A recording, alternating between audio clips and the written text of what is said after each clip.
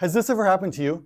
You go to an event, you meet someone, they tell you their name, and then 5 seconds later, you've forgotten who they are. It's like a bad magic trick, like you didn't even meet them. Or maybe you go to an event and you've met several people, several prospects, and you'd like to remember their names, but before the event is even over, you're too embarrassed to admit that you've forgotten who they are. Wouldn't it be great if you could simply reach into your memory and retrieve the names of every single person that you met? You demonstrate care and competence to them. You demonstrate commitment to these new prospects. You'd show yourself to be a competent business and sales professional, and they would remember you because you would remember them. Wouldn't it be great to remember everybody you met at an event, no matter how many? Do you believe you can do it? I can. I know that you can do it too because I am able to do it. And I don't have any special memory powers. I don't have a natural gift for memory. I've just learned the tricks and techniques. And you can learn the tricks and techniques today too, if you believe that you can. But memory is hard because a lot of times we have our own agenda. We're thinking about other things that we have to do in the day. And here's a sad but true story about Sue. Sue is a young college graduate applying for her first teaching job. And she came to the interview and was greeted by 5 men. But she wasn't paying attention to the names because she was nervous about what she was going to say. Well, about 20 minutes into the interview, she was asked, "Sue, what do you know about John Brown?" She thought about her educational training, couldn't come up with anything, and said, "I don't know who that is. I've never come across that name." "Yes, you did, Sue. He was the 3rd man you were introduced to today." Well, Sue was devastated. She was just shocked and embarrassed. And inside her head, she was thinking, these people must believe that I'd be a terrible teacher because I'm not paying attention. And she didn't get the job. But she remembered the lesson all her life. And the lesson is, names are important. Some industries expect you to remember names. Other industries require it. But names are hard. And sometimes we'd rather not annoy somebody. So instead of calling them by the wrong name, we'd just say, "Hey, you." And I know what it's like to be called by the wrong name because I grew up with an identical twin brother. So for the first 20 years of my life, I was called Bob or Bill. In fact, that's what my McDonald's name tag said, Bob or Bill, because that's what people called me anyway. But annoyance is a bad way to start off a business relationship. And so I'm going to give you 3 tips and 3 techniques for remembering names. Tips can be implemented immediately. Techniques are lessons that you'll have to work on. First, 2 quick tips. And the first one is so Zen-like in its simplicity, you're going to be amazed at how I came up with it. It is remember to remember. Yes, this is talking about presence of mind. For example, when you go to the Mall of America and you park in the giant parking garage, you're not thinking about where your car is, and then you can't find it when you come back out. So before you go to an event, just decide to yourself, I'm going to try to remember names. That will help.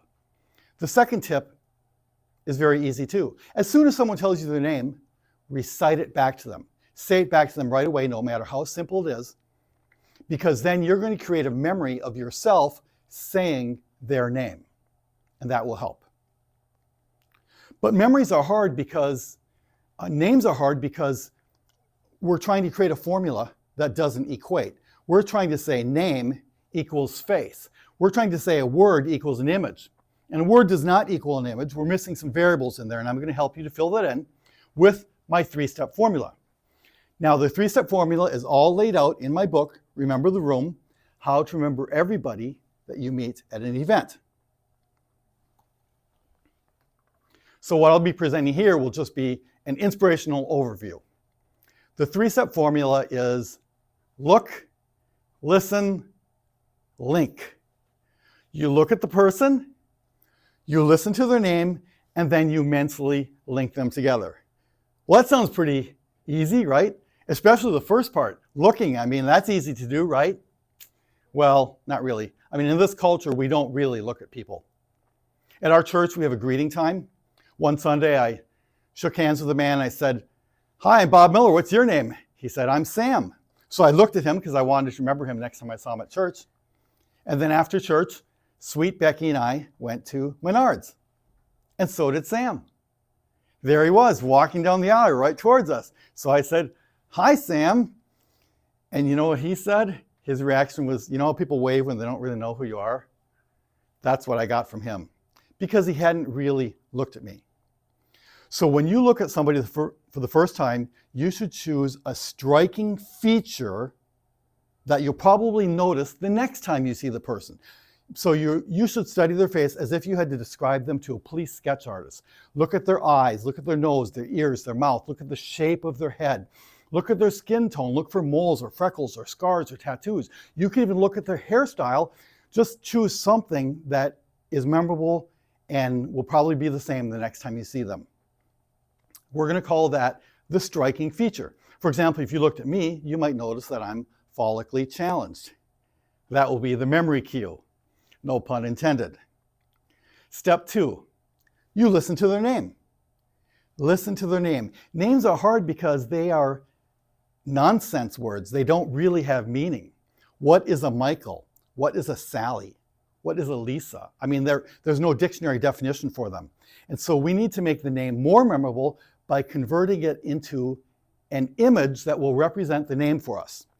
For example, if someone says their name is Michael, you could imagine a microphone. If someone says their name is Sally, you could imagine and really see in your mind's eye a salad. If someone says their name is Lisa, you could imagine a dog leash. So you have to really see that image.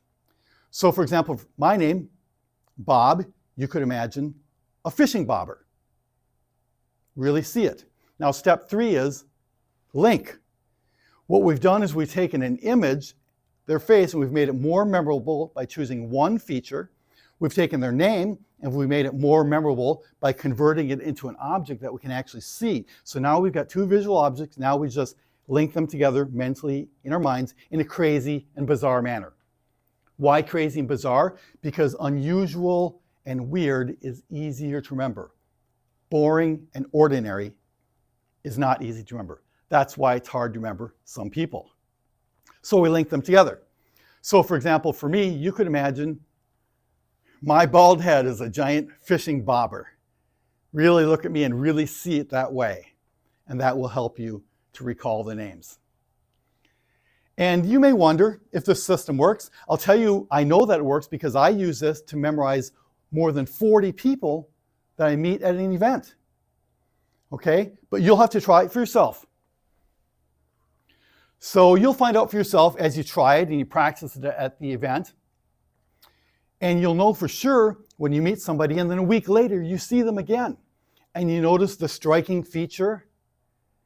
And that reminds you of their name image. And that reminds you of their name. And then it'll be like bing, like a light bulb will go off in your head. You'll say, hey, I know you. And you'll name them and they'll feel great. And you'll feel great because you said their name. And you'll be known as the person who remembers. Now, one more tip. This isn't a magic formula. It does take review. So before you leave an event, you look at each person that you met and you recite to yourself their name. Remind yourself of their name.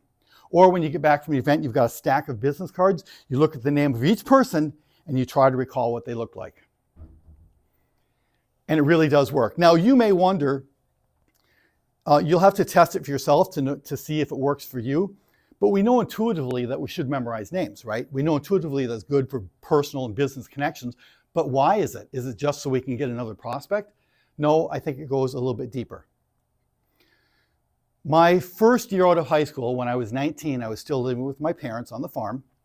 And one Sunday, after church, I went upstairs to my bedroom and I put on a disguise, a really good disguise. Then I climbed out the window, down the tree, and I came to the back door. And I knocked on the door and I acted like I was a person whose car had broken down and I needed to use the telephone. And I changed my voice, hoping that my parents wouldn't recognize me. Did they recognize me? No. I talked to them for 10 minutes. They didn't know who I was. And inside I was thinking, this is the greatest gag ever. This is going to be so fun when I reveal myself to them.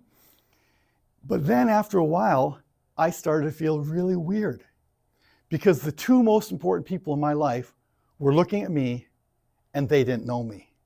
I was a stranger to them, a complete stranger.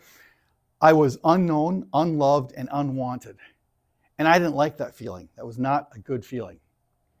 Fortunately, they all had a good sense of humor and we had a good laugh about it afterwards.